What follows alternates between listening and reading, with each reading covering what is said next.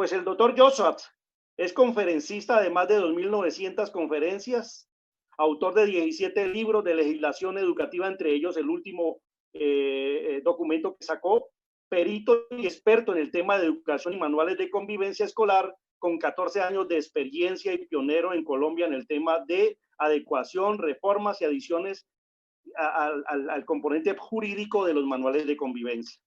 El doctor Joshua trae su ponencia El regreso presencial a las instituciones educativas, un análisis desde las normas educativas. Bienvenido, doctor Joshua. Muy buenas tardes. Primero agradecer a Libardo por su confianza y por la convocatoria tan amplia que tuvimos. Es importantísimo que deseen que aquí en YouTube nos están mirando 240 personas, 470 en sala de Zoom y tenemos 78 personas en Facebook. Agradecer al Informativo Nacional que está haciendo acción para 28 municipios y pues a cada uno de los asistentes mil y mil gracias por tenernos en cuenta y depositar en nosotros su confianza. Mi nombre es Joshua Elaya Germano, yo soy el director nacional de Pedagogía Educativa para Educar. Lo básico, yo dijo mi doctor Libardo, mi agradecimiento con él y mi gratitud porque ha confiado en Educate para Educar en este año largo que llevamos trabajando ya todo el Valle del Cauca. Y quiero hacer una conexidad bien concreta con lo que decía mi doctor Delfín y quiero hacer la conexidad con lo que él cerró y yo voy a arrancar. En el sentido de que hay que dar unas actas de exención de responsabilidad con base obviamente en el artículo 32 numeral 4 del Código Penal colombiano, pero también hacerle claridad a los directivos y los docentes que están online y nos están escuchando y que nos están viendo, que no solamente es un acta, sino que son dos, porque es el consejo académico el que le tiene que decir al consejo directivo por conducto regular y por debido proceso, que el consejo académico ya realizó las pertinentes adiciones, reformas y mejoras, estamos hablando de legislación educativa, para poder flexibilizar el currículo, y al flexibilizar el currículo nosotros ya tenemos la opción adicional a ello de flexibilizar el plan de estudios, porque debemos entender que no es lo mismo estar en una modalidad presencial que ingresar a una modalidad virtual. En ese orden de ideas, el Consejo Académico tiene que hacer un acta sobre el artículo 32 numeral 4 del Código Penal y, retomando lo que decía mi doctor también, Gerardo Duque, el artículo 11 de la Ley de Infancia y Adolescencia, artículo 11 de la Ley de Infancia y Adolescencia, es el que determina de manera taxativa que cualquier persona puede solicitar el restablecimiento de los derechos de los niños, niñas y adolescentes. Es el artículo 11 de la Ley de Infancia y Adolescencia, complementando lo que nos dijo también el doctor Gerardo Duque. En segundo lugar, esa característica del acta que nosotros vamos a hacer de exención de responsabilidad, como lo decía mi doctor Delfín, tiene que ser conexa y permear esas funciones que tiene el Consejo Directivo que la Ley 115 del 94 le gestó. Entre esas funciones está, pues obviamente, proteger la vida, la integridad y la dignidad de los menores, que reposan en el artículo 44, numeral 4 de la Ley de Infancia y Adolescencia. Artículo 44, numeral 4 de la Ley de Infancia y Adolescencia. Con base en esos tres artículos, ya nosotros tenemos el acta del Consejo Académico que se le va a presentar al Consejo Directivo y será el Consejo Directivo el que realice el acta de exención de responsabilidad, no solamente para el rector, sino también para los directivos docentes y los demás docentes de la planta, porque finalmente lo que decía mi doctor Delfín es la realidad de la situación jurídica. La orden viene de un superior jerárquico. Por ende, si la orden viene de un superior jerárquico, será ese superior jerárquico el que responda penal, civil, administrativa y disciplinariamente. Pero mientras el profesor, el rector, el directivo demuestra su inocencia, pues va a tener que pagar un abogado. Y es lo que nosotros no queremos. Entonces quiero hacer una conexidad con ese punto y voy a resumir en 20 ítems rápidos de 1 minuto, porque yo solamente tengo 20 minutos. Voy a resumir en ítems de 1 minuto lo más importante de la legislación educativa frente a la situación de pandemia respecto de esta irresponsable orden que se está dando desde el Ministerio de Educación de que volvamos a la presencialidad. Repito, es una orden absoluta, total y radicalmente irresponsable. Entonces empecemos por aclarar fenómenos jurídico-legales, aportándole a lo que ya los dos expertos anteriores dijeron. Lo primero, la pandemia no deroga tácitamente nada, absolutamente nada. La pandemia no deroga ni el debido proceso, no deroga el conducto regular, no deroga tácitamente la ruta de atención escolar. Tampoco deroga la pandemia el Código Penal, ni deroga el Código Civil, ni deroga taxativamente, ni mucho menos tácitamente la Ley de Infancia y Adolescencia, y tampoco deroga la Constitución. De hecho, la pandemia tácitamente no deroga nada, lo único que hace es flexibilizar algunos asuntos. Ítem número 2. La ministra tampoco deroga nada. La ministra no legisla. Y la ministra aporta una directiva que ni siquiera tiene una fuerza vinculante de ley. Si miramos la pirámide de Kessel, viene constitución, leyes, decretos, vienen regulaciones de norma, pero no aparece por ahí ninguna directiva del ministerio. Pero sin embargo, hay personas que le quieren dar un fundamento como si tuviera fuerza vinculante de ley que no tiene. La ministra no deroga el artículo 44, numeral 4 de la Ley de Infancia y Adolescencia, o sea que los rectores siguen respondiendo penalmente sobre ese artículo. Artículo 44, numeral 4 de la Ley de Infancia y Adolescencia, que taxativamente dice que son los rectores los que tienen que garantizarle la vida, la integridad y la dignidad al menor. Le tienen que garantizar. Ahí no les dice si le van a hacer el favor o si de pronto se les ocurre. Dices que tienen es que garantizar verbo rector, y garantizar traduce totalidad. Ahora, la ministra tampoco deroga el artículo 2347 del Código Civil. Luego significa que todavía existe y sigue viva una responsabilidad. Y esa responsabilidad del artículo 2347 del Código Civil la deja viva sobre el director o el rector. Entonces tenemos que a través de esas dos actas hacer esa exención de responsabilidad sobre el artículo 18 de la Ley de Infancia, que habla del maltrato infantil, que el maltrato infantil viene por los verbos rectores descuido, omisión y trato negligente. En este caso incurrirían en descuido, en omisión y en trato negligente aquellas personas que sin haber vacuna, que sin haber un antiviral o un retroviral, ya están enviando a los estudiantes a los colegios. La ministra de Educación no deroga el artículo 25 del Código Penal. Luego se sigue respondiendo penalmente por acción o por omisión. Y la ministra no deroga el artículo 18 de la Ley de Infancia y Adolescencia, que es el hermanito conexo de la mano ligado al artículo 25 del Código Penal. Porque el artículo 18 también habla de la omisión, descuido y trato negligente en la Ley de Infancia y Adolescencia. Tampoco la ministra está por encima del artículo 44 de la Constitución. Yo no sé por qué le dan tanta fuerza vinculante de ley a una directiva de una ministra que no está por encima del interés superior del menor, que es el artículo 44 constitucional superior, y prevalecen los derechos de los menores. En este caso, prevalecen los derechos de los menores por encima de una directiva ministerial. En tercer lugar, los rectores y los directores responden de una manera penal a través del artículo 25 del Código Penal, del artículo 44, numeral 4 de la Ley de Infancia y del artículo 18 de la Ley de Infancia y Adolescencia. Luego, entonces, tenemos que derivar un acta de extensión de responsabilidad desde el Consejo Académico hasta el Consejo Directivo que pueda subsanar esos vacíos de ley en los cuales no queremos que los rectores, directivos, orientadores, coordinadores y profesores se vean inmersos. Por otro lado, en cuarto lugar, la responsabilidad en lo civil, esa responsabilidad en lo civil que trae el artículo 2347 en su taxatividad, habla de los rectores y los directores. Por ende, no podemos dejar ese artículo 2347 por fuera de las actas. Y no debemos tampoco dejar de lado, en numeral 5 de mi intervención, que los rectores responden en lo disciplinario y en lo extracontractual. Entonces, el acta de extensión de responsabilidad de que hablaba mi doctor Delfín, es importantísimo que esté bien estructurada. Yo les sugiero que lo haga con personas que sepan, que sean personas idóneas. No se ponga a improvisar, porque usted se pone a improvisar con un acta de extensión de responsabilidad, le queda mal y en lugar de hacer más, usted va a hacer menos, porque de pronto se va a dar cuchillo solo y usted mismo le está poniendo el cuchillo a su cuello. Cuando venga una persona que sí sabe y le genere una contrademanda o una responsabilidad extracontractual o penal o civil o disciplinaria y lo enreda. Entonces es mejor que usted busque personal idóneo para ese tipo de documentos y de procesos. Sexto, el Ministerio de Educación se le va a lavar las manos, primero porque ellos no firman ningún contrato de matrícula. Y entonces usted va a generarle responsabilidad al ministerio y el padre de familia va a denunciar y el padre de familia va al ministerio a dar la queja y el ministerio se le va a quejar.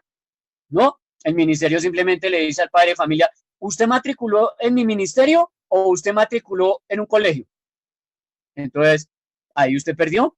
porque el que firmó la matrícula es el rector, no el Ministerio de Educación. Por eso el ministerio se le va a lavar las manos.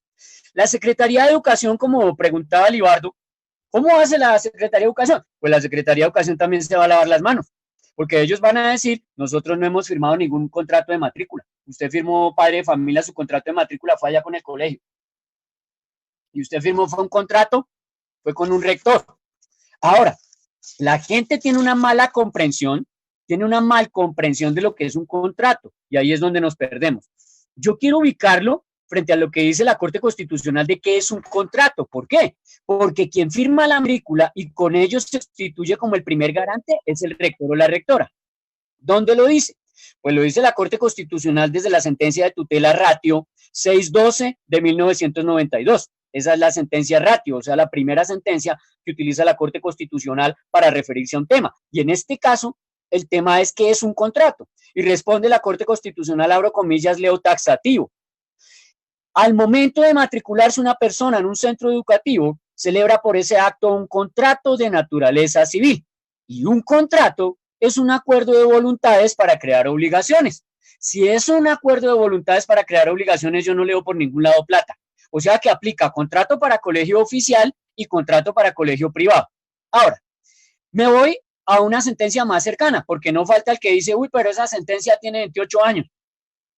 Pues yo tengo la sentencia de tutela 240 del 26 de junio de 2018, que está calientica, que en su numeral 4.2 de las consideraciones reza taxativamente mismo y escribe lo que dice la sentencia T de tutela 859 del 2002, en donde la Sala Séptima de Revisión sostuvo que, primero, estos documentos, o sea, la matrícula, ostenta las características propias de un contrato de adhesión. Y segundo, frente al manual de convivencia, representa las reglas mínimas de convivencia escolar. Y tercero, son la expresión formal de los valores, ideas y deseos de la comunidad educativa, conformada por las directivas de la institución, sus empleados, estudiantes y padres de familia.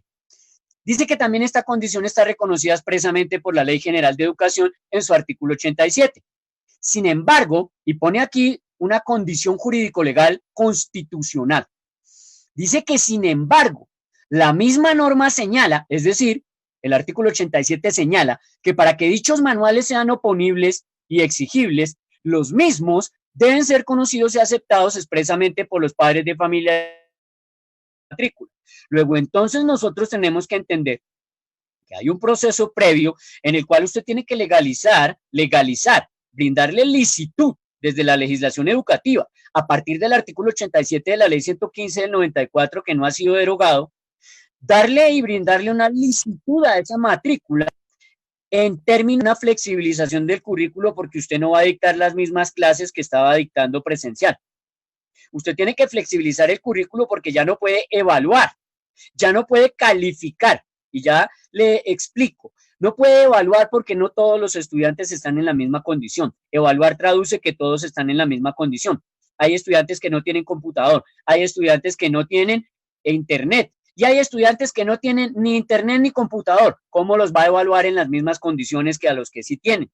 Y no me los puede calificar porque usted los va a calificar sobre unos ítems que usted pretende hacer ver que todos están iguales. Pero cuando usted me lo califica y él pierde o no aprueba o él no pasa, usted me lo está descalificando. Y le aclaro que descalificar es sinónimo de discriminar. Y discriminar, le aclaro que es un delito en el Código Penal. Ahí le dejo esa perla para que la analice un poquito. Punto 8 de mi intervención. Quien decide si envía o no a sus hijos por una autoridad que le genera la patria potestad, finalmente es el padre de familia y no la ministra. Aquí la ministra no manda, porque la ministra no está por encima de la patria potestad, ni ella está por encima del artículo 228 del Código Civil, que habla de la patria potestad. Ni ella está por encima del artículo 18 de la Ley de Infancia, ni ella está por encima del artículo 39 de la Ley de Infancia y de Adolescencia. La ministra no está por encima de nada. La ministra tiene que acogerse a la patria potestad de los papás, que es la autoridad que le otorga la ley a través del Código Civil para determinar si ellos van a mandar a sus hijos o si sencillamente no los quieren enviar y punto. Intervención 9. No ha bajado la curva de contagio. No hay una cura. No existe retroviral efectivo. No hay estudios científicos o clínico-médicos serios que nos digan que el El pico de la pandemia descendió. Están improvisando con nuestros hijos. Estamos en un pleno pico de pandemia y más para agosto. No ha descendido la cifra de contagiados, no se ha derogado la responsabilidad penal, no se ha derogado la responsabilidad civil, no se ha derogado la patria potestad y no se ha declarado tampoco el COVID como una enfermedad laboral que asista a los profesores, educadores, coordinadores, orientadores, rectores. Y aún así la ministra sale con semejante maravilla de propuesta, con semejante perla. Saque usted sus conclusiones. Intervención 10. No es una decisión consensuada la que motiva y la que argumenta a estas dos directivas 11 y 12. Al contrario, es una decisión arbitraria y unilateral, y eso significa que es una orden de un superior. Significa que es una orden de un superior, es el superior quien responde. Traduce la ministra y sus secretarías de educación, porque son los órganos que la representan, responderán por los contagios que se lleguen a suceder en los colegios, puesto que la orden proviene de un superior jerárquico que debe responder por aquellas órdenes que emite. Numeral 11 de mi intervención.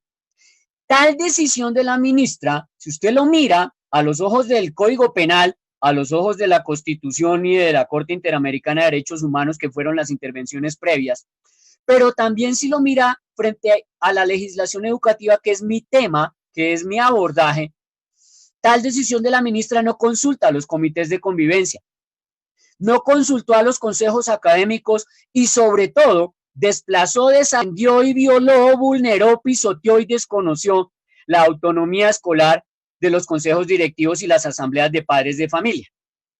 La señora ministra debió fue primero consultar a los padres de familia que tienen la patria potestad por ley, antes de salir con semejante perla. Tenía que haber consultado con los consejos académicos, con los consejos directivos y con las asambleas de padres de familia. Eso demuestra y hace una prueba fehaciente, descarada e irresponsable de que están cogiendo a nuestros hijos para un ensayo y error a ver cuántos de ellos se contagian y cuántos no.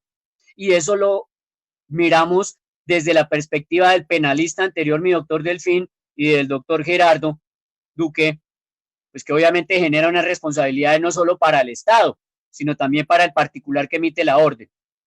Intervención número 12.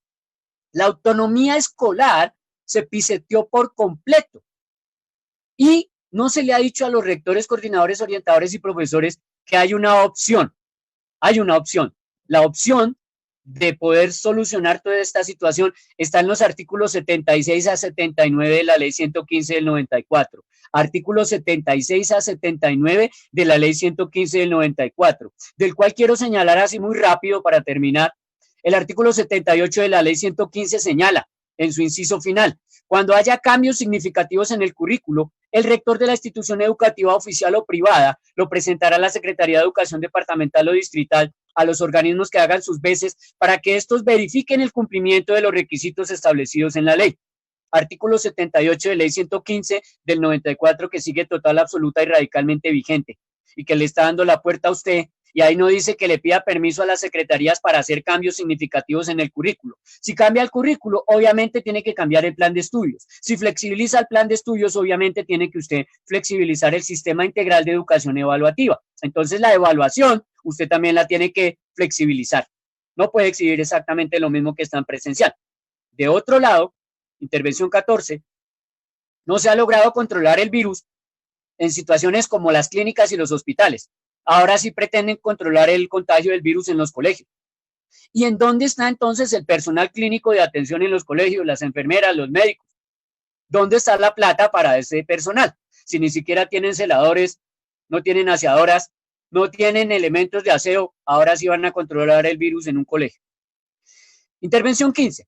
¿De dónde sale el dinero para la desinfección y los elementos de bioseguridad, teniendo en cuenta que usted no ha analizado de pronto? Yo creo que más de uno no ha analizado, que a usted le toca desinfectar a diario la planta y la infraestructura de su colegio. Es a diario que tiene que desinfectar. Inmediatamente se van los estudiantes a su casa, usted tiene que tener un ejército de personal desinfectando el colegio para el siguiente día. Y entonces, ¿dónde está ese dinero para desinfectar si cuesta entre 800 a 1.300.000 una desinfección en un colegio mediano. Ahora, hay colegios privados, porque ya hablé de los oficiales, ahora hablo de los privados. Hay colegios privados que no cuentan con ese recurso y en la matrícula no estaba previsto, en la pensión tampoco. Los padres de familia no se le van a aguantar ese cobro, no le van a aguantar ese voltaje. Intervención 16.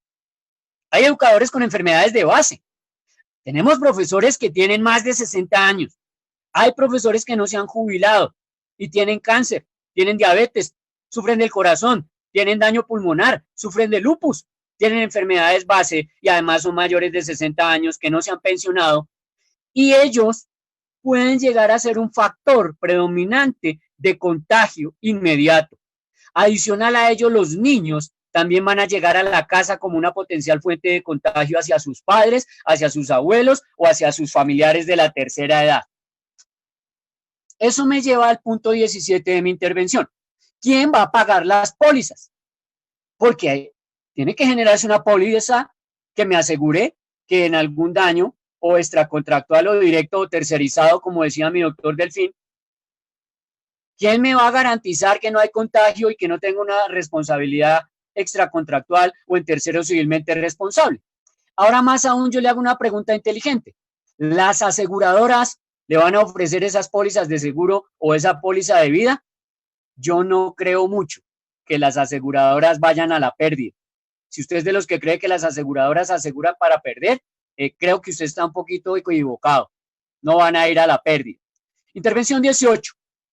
Los colegios oficiales en este momento no tienen muchos el celador, no tienen baterías de baño suficientes, no tienen lavamanos suficientes, no tienen el jabón, los elementos de bioseguridad, no tienen ni siquiera para los profesores, no tienen aseadoras, no tienen enfermeras y aún así de manera bizarra e irresponsable e ininteligible se insiste en que el 1 de agosto vayamos a presencialidad. Intervención 19.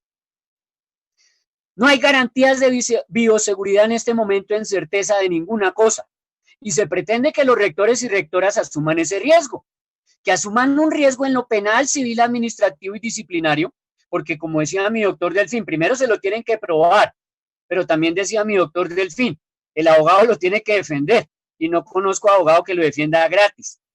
Las barras de la Defensoría del Pueblo no creo que le vayan a ayudar mucho porque no son expertos. Y al no ser expertos, pues un abogado de la Defensoría del Pueblo tiene 300 y 400 casos y no es experto en legislación educativa, entonces creo que su merced se va a ir un poquito en pérdidas. Entonces, ¿qué sucede? Que aunque hubiera esas garantías de bioseguridad en certeza, aunque las hubiera, y usted tiene su colegio blindado, pues el pelado se le va a contagiar en la ruta o se le va a contagiar en el camino. ¿O quién le garantiza a usted que ese niño no viene contagiado de la casa porque el fin de semana el papá y la tía irresponsables se lo llevaron para la finca y en el pueblo donde estuvieron, él se contagió? Y viene ese niño a convertirse en un foco de contagio dentro del colegio. Y el padre de familia no le va a decir a usted, ay, sí, rector, yo me echo la culpa porque yo me lo llevé el fin de semana allá, a que él paseara y se contagiara. Él va a decir, yo se lo traje sano y usted me lo entrega enfermo. Alguien tiene que responder. Y ahí viene el denuncio, viene la pelea, viene la situación, viene el complique. Y finalizando, mi intervención número 20, o mi argumento número 20, mejor, mi argumento, ese tema de las pruebas. ¿Usted le va a hacer pruebas a diario a los estudiantes, a los educandos? ¿Usted le va a hacer pruebas a diario a los docentes, a los directivos, a los administrativos? Porque le cuento, y lo voy a desengañar, las pruebas del COVID solo sirven para legalizar dineros y nada más. La prueba del COVID no sirve para un carajo. Use el sentido común. Eso es un lavadero de plata. Yo me hago la prueba ahorita y yo me voy para mi casa y en el trayecto de que me hice la prueba y me devuelvo para mi casa, yo me puedo contagiar. Cuando yo llegue a mi casa, ya estoy contagiado. Y la prueba me llega 15 días después diciendo que soy negativo. Y yo llevo 14 días contagiado porque me contagié en el taxi o en el bus de regreso a mi casa. Ahora, para contagiarse usted necesita 2 segundos y la respuesta le va a llegar en 15 días. Por favor, use el sentido común, por amor de Dios. ¿De qué sirve una prueba del COVID?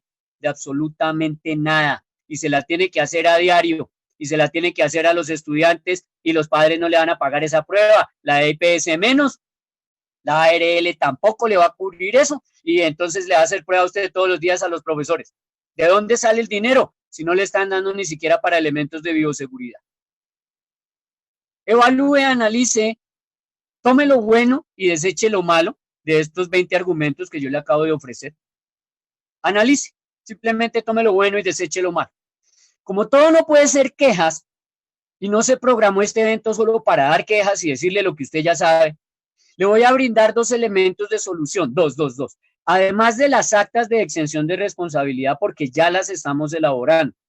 Ya estamos elaborando las actas de exención de responsabilidad, tanto para el consejo académico como para el consejo directivo. Esas actas ya las estamos elaborando, no se preocupe. Ya el doctor Delfín está en su tarea, revisando lo penal.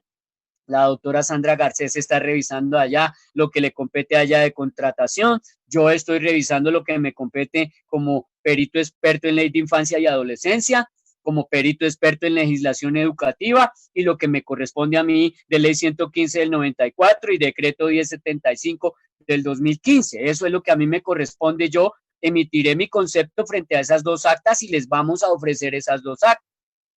Pero adicional a esas actas, yo le ofrezco 2 soluciones. La primera, entrar en un proceso de virtualizar y flexibilizar de una manera oportuna y adecuada el currículo, porque al flexibilizar el currículo podemos hablar entonces de poder darle continuidad a un proceso semipresencial o no presencial, sino que sea virtual, ciberdigital, cibervirtual, televisivo, radial o a través de guías.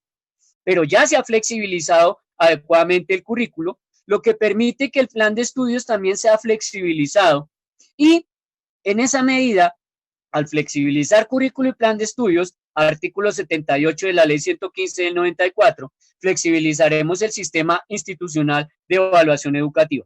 Entraremos en la dinámica de ya no evaluar y no calificar, sino de valorar el esfuerzo del estudiante y cualificar, que viene de cualidad, o sea, cualificarle sus talentos, aptitudes y capacidades que él va a invertir en el aprendizaje que está realizando. Esa sería la primera, digamos, la primera dinámica de solución. Para eso hicimos un piloto. Para los que no saben, los que están aquí y ya lo hicieron saben a qué me refiero. Hicimos un piloto interesante con un taller de 450 minutos en ese tema. Un taller que se dictó para enseñarle a los colegios cómo flexibilizar el currículo, el plan de estudios y el sistema institucional de evaluación educativa partiendo de los proyectos transversales lúdico-pedagógicos, o sea, aplicando el artículo 20 de la ley 1620 del 2013.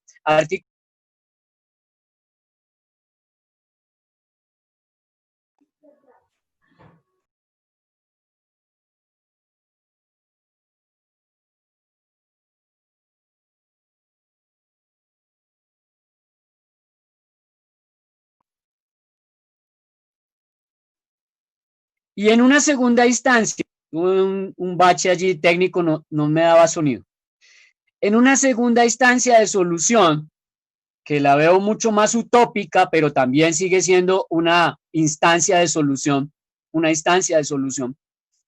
sería suspender el año escolar y preparar a los educadores en este segundo semestre, distribuir unos elementos académicos, cognitivos y curriculares suficientes para que en este segundo semestre se suspenda el año escolar y nosotros retomemos un año lectivo en 2021 con unos profesores bien capacitados en el tema de la parte digital cibernética.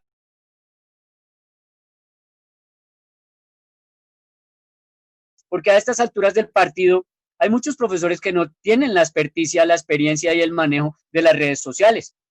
No manejan la parte cibernética y ciberdigital de la mejor manera.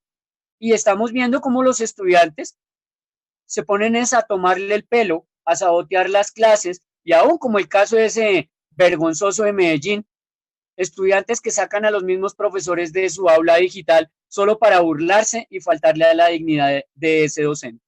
Entonces, finalmente, la idea es que la solución 2, que es utópica, sería promover que se suspenda el año escolar y durante este segundo semestre se prepare a todos los educadores para una educación mixta, híbrida o virtual, es decir, que se pueda hacer presencial y digital mientras el virus cede, mientras el virus baja y mientras no vamos a llegar a improvisar a ensayo-error con la vida de nuestros niños, niñas y adolescentes. Para cerrar mi intervención, agradecerles a los asistentes que tuvieron mi paciencia, la paciencia de escucharme mis 20 argumentos, y los 20 están para que ustedes los debatan, los analicen, los puedan reflexionar. Y bueno, quiero cerrar con una frase que puse por allá en mi Facebook: puede perder mi hijo un año lectivo y se recupera, pero no puede perder su vida mi hijo en un año lectivo porque su vida no se recupera. Espero haber sido útil en estos 20 argumentos. Les reitero, ya tenemos el equipo jurídico de Edúcate para Educar, ya lo tenemos trabajando en las 2 actas. Para los que estén interesados, son optativas, optativas, optativas. Espero haber sido de ayuda. Que mi Dios les bendiga. Una feliz noche. Muchas gracias, doctor Joshua. Seguimos con Libardo, por favor.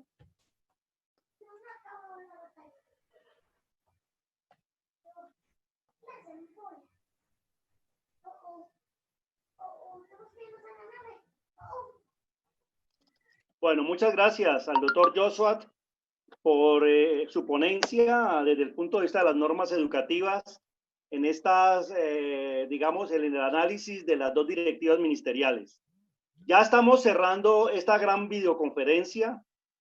Hemos hecho el análisis de esas 2 directivas ministeriales, la número 11, la número 12, a la luz de las normas educativas del Código Penal, pero en el marco de la Constitución Nacional, para redondear y resumir un poco lo que ha sido la videoconferencia. Para cerrar, doctor Joshua, hay 2 preguntas importantísimas y retomo parte de sus palabras para preguntarle. Ya hemos visto en las noticias que en España y Corea del Sur volvieron a suspender las clases para que los niños se retiren hacia sus casas nuevamente en confinamiento y en cuarentena. Sabemos que no es un tema fácil, que estos países nos llevan mucho tiempo en esta gran experiencia de este COVID-19.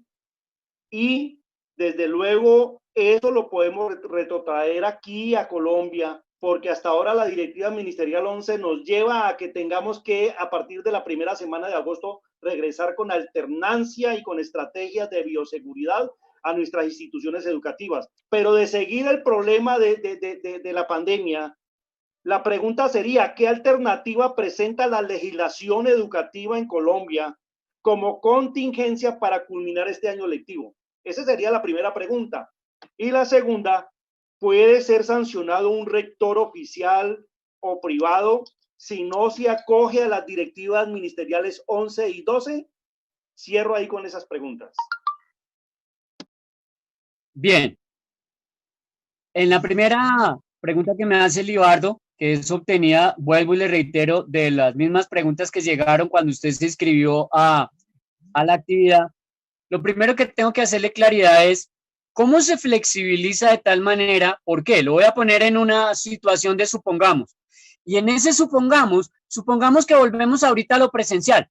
Y lo que dice mi doctor Libardo, nos toca volver en 20 días o en un mes otra vez a lo virtual, porque se nos elevó el cupo de contagios y resulta que lo primero, ¿cuántas demandas se van a desprender de esos contagios?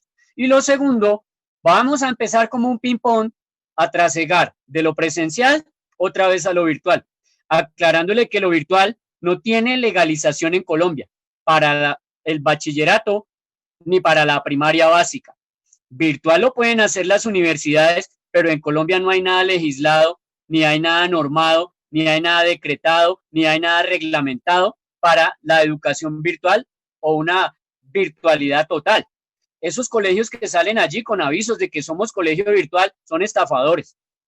Esos son estafadores, son delincuentes disfrazados de colegios en donde están ofreciendo una educación virtual que no existe legislada. Y si no existe legislada y si no hay norma que los acredite, ¿cómo es que están dictando una educación virtual completa? Pues, partiendo de ese punto, tenemos es que flexibilizar. La ley 115 del 94 nos lo permite, desde los artículos 76 a 79, completamente vigentes, nos permite flexibilizar el currículo, flexibilizar asimismo también el plan de estudios y flexibilizar el sistema institucional de educación en la evaluación.